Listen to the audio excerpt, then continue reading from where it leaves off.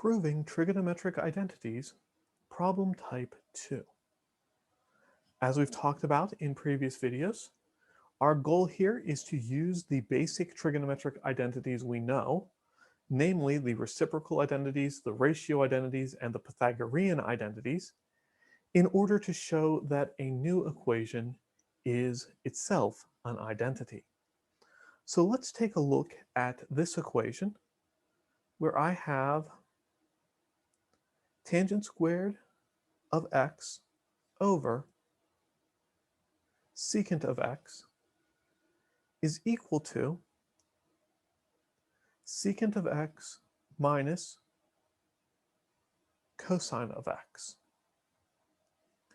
And again, in the process of proving a trigonometric identity, the idea is not to play around with manipulation, although manipulating the equation could get us the result of this is an identity. To prove an identity, the technique we want to use is start with one side, traditionally the left-hand side,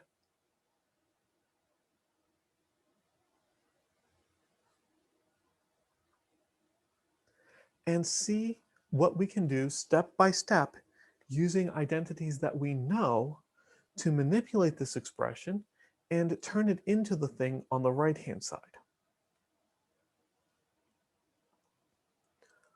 What I notice right away looking at this expression or looking at this equation is on the left-hand side I have one term, on the right-hand side I have two terms. I also notice that I have something being squared. Whenever I have something being squared, my mind goes to the Pythagorean identities. Is there something we can do with a Pythagorean identity to turn tangent squared into two terms? And in fact, there is. I know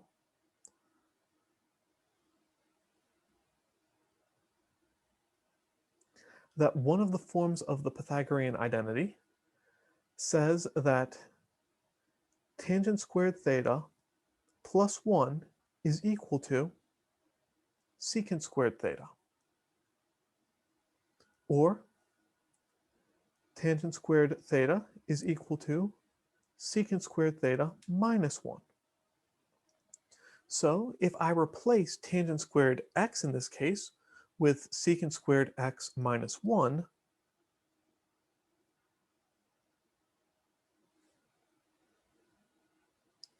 then I have something that I can work with, right? Using the Pythagorean identity on that first step.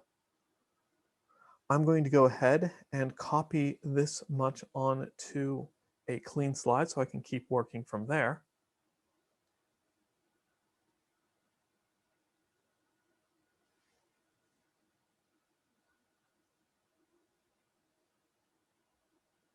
And I'll keep my note that this first step was by the Pythagorean identity.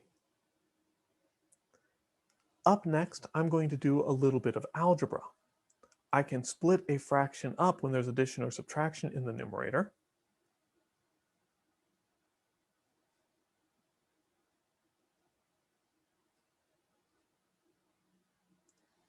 To call this secant squared x over secant of x minus 1 over secant of x.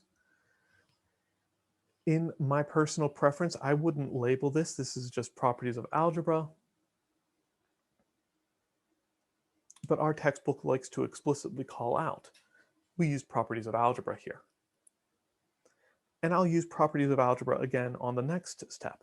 Taking secant squared divided by secant, something squared divided by that thing, properties of exponents tell me that that's just secant of x.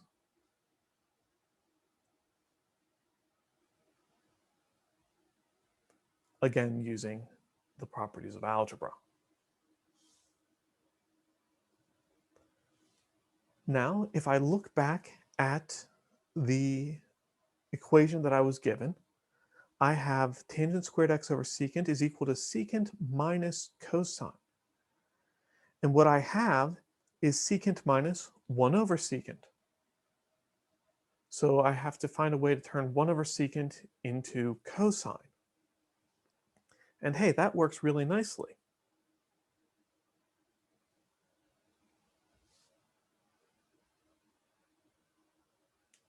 Because that's just the reciprocal identity. Secant of theta is 1 over cosine of theta. All right, we use it kind of upside down of how we normally write it, but it still holds. And with that, we end up with the expression that we had on the right-hand side of our original equation. And so with that, we have proven that this is an identity. We put some sort of mark on the page to say, yes, I have proven it.